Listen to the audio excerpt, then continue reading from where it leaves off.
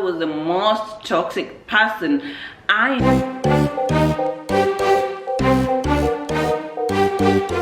Hi guys, welcome back to Mental Health Tuesday. Today we are talking about toxic parents. Yes, we're talking about toxic parents.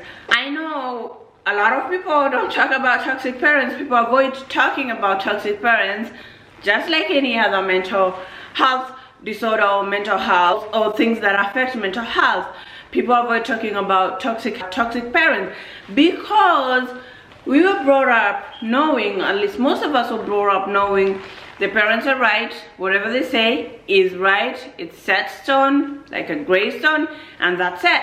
But now, nowadays, a lot of people are coming out and they're talking about toxic parents. They're acknowledging that they did have toxic parents. A lot of people in social media, thanks to social media, thanks to the internet, people are coming out there and they're saying, you know what, when people are out there celebrating their mothers, their fathers, their guardians, people are standing up and saying, I didn't have such a perfect parents. Yes, you know, as people are celebrating and people are saying, you know, my parents were the best, and you know, they did everything they could for me. Some people are saying, no, actually my parents damaged me, my parents spoiled me. And I'm here to talk about toxic parents.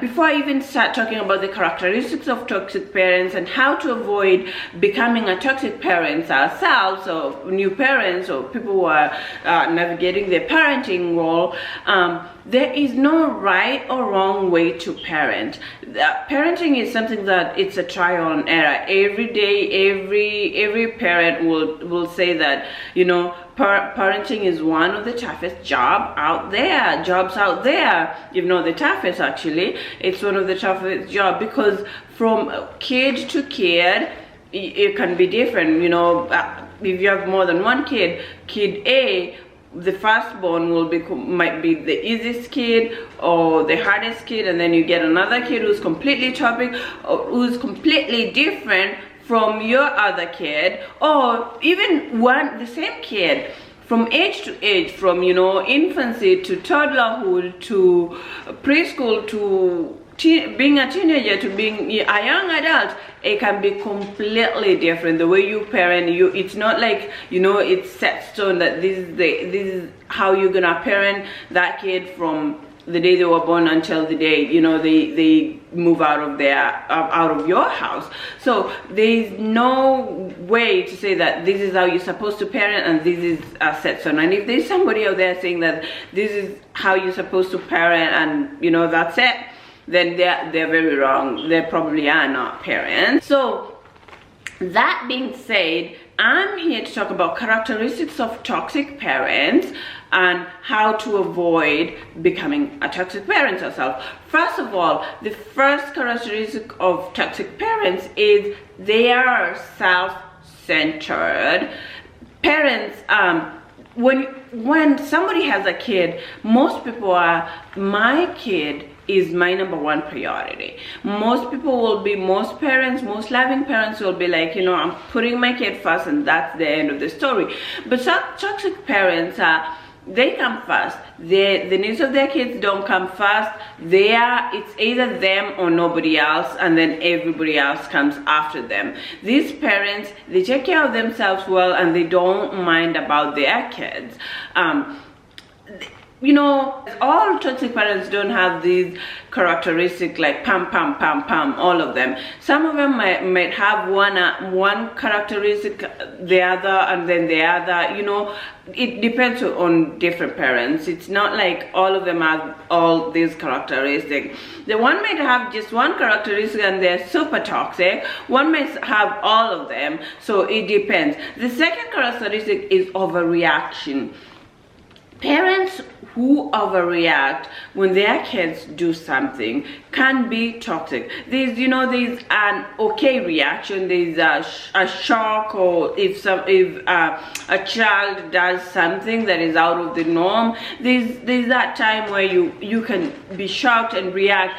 But these parents, the toxic parents, they overreact. They turn something into drama. They don't understand that this is a kid. They don't understand that mistakes do happen, but they make drama out of the littlest things. These parents can be toxic, and this can be damaging to their kid. The other characteristic is they are overcritical. These parents will criticize their kids from the day they are born, from everything that they do, without even acknowledging the little efforts that their child is doing.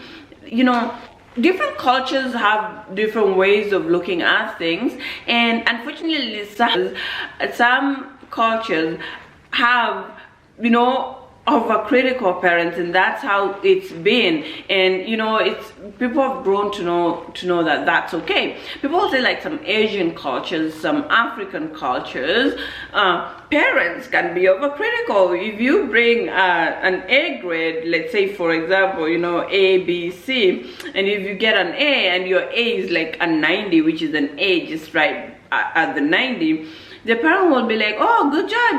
They won't even say good job. They'll be like, oh, you got a 90. How come you didn't get a 100? They do not acknowledge that, hey, you have an A and you've passed. But they're always looking for something to criticize you on. It's like either you get 100 or nothing better. And even if you get 100, they'll be like, oh, you know, why? They'll find something around them. They criticize their kid in every little thing that they do. You know, there's nothing that is good enough for them. The other characteristic is lack of boundaries. This one affects parents with kids that are a little bit older, kids that are maybe teenagers or young adults that are still at home. These parents don't have boundaries. They're overpowering. They're umbrella parents. They're on top of their kids. They want to do everything for them or with them. They want to know what they're doing, who they're talking to. They want to keep, you know, they're too much into, they don't have boundaries per se. And these parents, there's a difference between discipline and not having boundaries, and this affects your child or their children's life in the future, because these kids have become dependent on their parents. They don't know how to make their decisions on themselves. They develop social anxiety because they're not allowed to do anything by themselves. These and many other characteristics, I'm sure there are so many other characteristics out there of toxic parents, of parents who bring in toxicity. One umbrella of these toxic parenthood is gaslighting.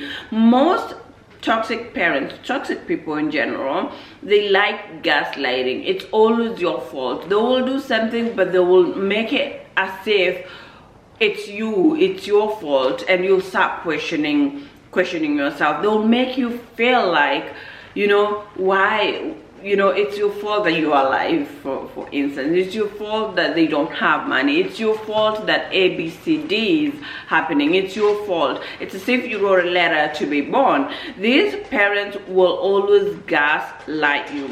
How do we not become toxic parents? Because once you're brought up in an area where there's toxicity, yeah, there's a chance that you might turn out toxic. You know, have you ever heard of people asking people who like hurting people, they're like, who hurt you?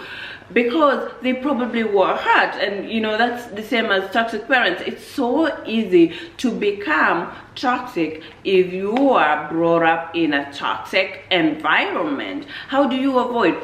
First of all, take a step back and acknowledge, look, examine and look at it. Acknowledge. Don't have that cloud of, you know, my parents is right, my parent more right, and there's nothing in between.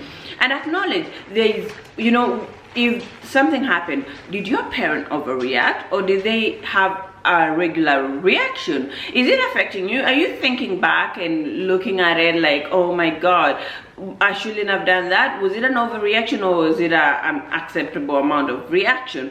Ask yourself, if your parents were self-centered, did they, you know, meet your needs? You know, there's it's okay for people to take a day off and to meet their needs, but were they ignoring your needs? Were they neglecting your needs and focusing on their needs mostly? The other thing, were they overcritical? Was everything you did not good enough for them? Is there something that you did that pleased them, that, you know, got you some praise? Or was it like, oh, you could have done it better, you could have done ABC, you know, this way and that way? Were they of that way? And did they give you autonomy? Were you autonomous? Were you, as a teenager, as, you know, a young adult, were you able to make decisions, to do things without feeling like, you know, an umbrella parent overtowering you? Were you know, was it okay for you to go somewhere without feeling that, you know, somebody is watching you, watching your back? After you look at that, and if you feel a little that it was too much, like I said, there's difference between discipline, there's difference between like parenting, and there is too much, excess of everything. If it was excess of everything and it's affecting you up until this time, then you probably had toxic parents. And how do you not become toxic parent? Again, it's a reflection back. It's trying to focus on your kid. Allow your kid to be a kid, your child to be a child, because they're gonna be children once they grow up so fast. And be a part of their growing, understand them, let them express themselves, let them be themselves, and, you know, you can discipline them, you can show them right from wrong. When they do something wrong, and which is really wrong, instead of reacting, is you can talk to them, sit back to them and see why they did what they did, and try to reason with them, let them open up to you. Because if you are overcritical, overreacting, they can bundle up and not talk to you. They can hold a lot of stuff, you know, they can borrow up stuff, and, you know, you will miss a lot. Try to, per se, talk to your kids, let them express themselves. You know, you can be a parent, you can be a non-toxic parent without being your kid's friend. You can be a parent who a kid can feel safe. Create a safe space at home that your kid can come talk to you. And always reflect back and see, do you want your kids to feel the way you feel about your parents? Then if yes, then you probably grew up in a non-toxic environment. Or would you want your kid to feel differently about you than you feel about your parents, about the people who brought you up? Then when you look at this, then, you know, you can adjust as going. Like I said, parenthood has no straight line of following. It's, you know, it's a trial and error. You'll keep trying, you'll fail, you keep trying and fail, and maybe at the end of the day, you will be a non-toxic parent. I know there are people out there who will swear, they'll be like, I will take a bullet for my mother. I will take a bullet any day for my mother. And there are people who are there who will say, I grew up in a very, very toxic environment. My mother was the most toxic person I know. So it's up to you to choose. Will you take a bullet for your mother, or was your mother or was your parent a toxic parent? And after you answer those questions, then choose on how to bring up your own children, on how to heal yourself if you had a toxic childhood. Thank you so much for being here today again. As always, please subscribe, like, share, and always come back for more. Thank you. Bye.